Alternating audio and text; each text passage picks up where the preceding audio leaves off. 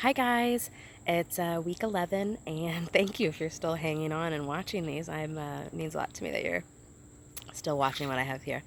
I thought I'd start the garden and tour in a different spot this week because you can really appreciate the tomatoes from the outside here a little bit better. So here we are, and from this side you can really see how many beautiful, huge tomatoes are on these plants.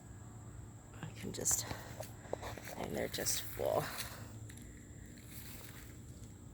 I don't know if you can see in there that whole cluster, that is all tomatoes. And my beautiful little zinnias here, my carrot patch, and here's a look of the garden from the outside. Just a different perspective on it.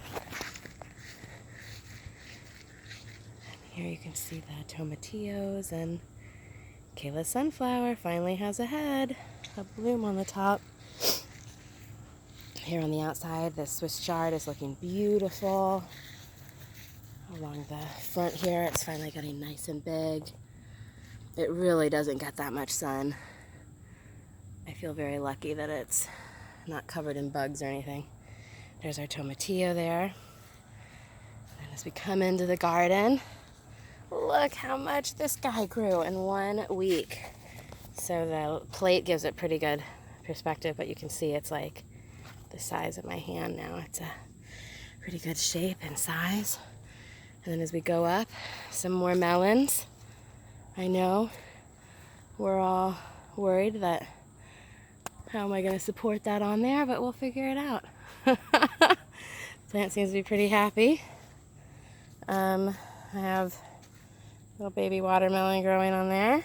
And look how much the watermelon grew in 1 week. Over there with his forget-me-nots. I have these 4 o'clocks that are coming up here, make the front look nice and cheerful. Here's the gourds.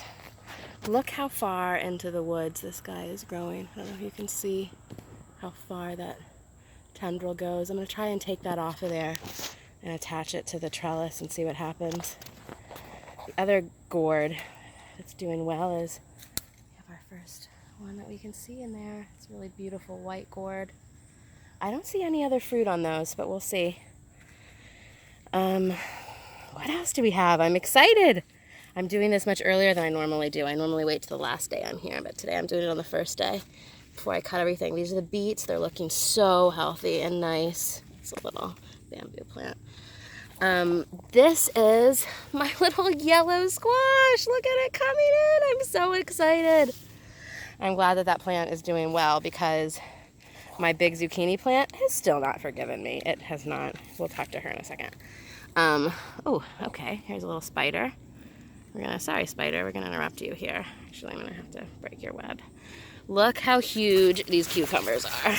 These guys are enormous, and we just ate one that was almost this big. You can see this guy's like the size of my arm. We just ate one, and it was still sweet. We couldn't believe it. We thought we were gonna have to do cucumber soup with it, but it was delicious. So that's doing great. The zucchini plant, these are my beans. I tied them up after the storm. I don't see any. Oh, maybe I do see a bloom. Oh, and I just pushed it off. Okay, so maybe the one bloom I may have just hurt. I don't know what they're doing. I don't know what to expect from these. I thought that these were black-eyed peas. I don't know what's going on here, but I'm gonna leave them. The rest of my beans, as you can see, are spent. I'm gonna pull them up after this. You can see just a few little beans are left, big ones. You can see my marigolds are all the way up to my waist. It's like a whole forest here. The zucchini has still not forgiven me. I mean, you can see how huge it is, and if you can imagine it, we've only had like 2 zucchini off of this plant. It has one trying to mature there, that big flower. So I hope to start getting zucchini from this again. I guess I really upset the plant by I tried to tie it up, and there's a new age gardening idea that went wrong. So let's stick with the tried and the true in the beginning. Good lesson there learned. This is a baby zucchini that I'm really hoping will mature and will take the place of the one I'm fighting with. So, you know, more beans that are going to get pulled out today. And then this starts.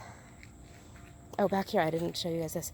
The pumpkin plants are doing great. As you remember, these had vine borer. I mean, look how dead that looks. I cannot believe this plant is still functioning. Not only functioning, but we have our first little potential fruit there. So this would be a white pumpkin if it matures. And then in the back here is my French pumpkin. It's supposed to be like a pastel pumpkin. It's much shorter. It keeps running into the fence and breaking itself, the tip of itself off. So I don't know what to do with that. I'm gonna have to figure something out. Either get him in a different part of it, like facing in a different way, or maybe just tie him up to the trellis and see what happens. Because there's just really not enough room for him to grow adequately. Here's the tomatillos. They are looking just beautiful. I love the way tomatillos grow. You know what I just noticed? This is a tendril from that French pumpkin. I think I'm gonna pull this back and let it grow on the trellis, because I definitely don't want it to grow on my tomatillos. All right. You know what? I'm gonna pause the video here. That's 6 minutes in. That might be as much fun as some people want to have. So here's a view of the trellis. The cucumbers grew.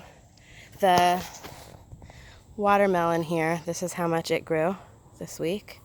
About 6 to 10 inches. The melon grew, I'd say about a foot on each of its limbs, but it didn't keep going straight over the way I thought it would. I'm gonna start training it just to fill in the top, because if it's gonna have melons, I'd like them to be up there so I don't have to train them. These are some extra cucumbers, some Armenian green melons, and some lemon cucumbers.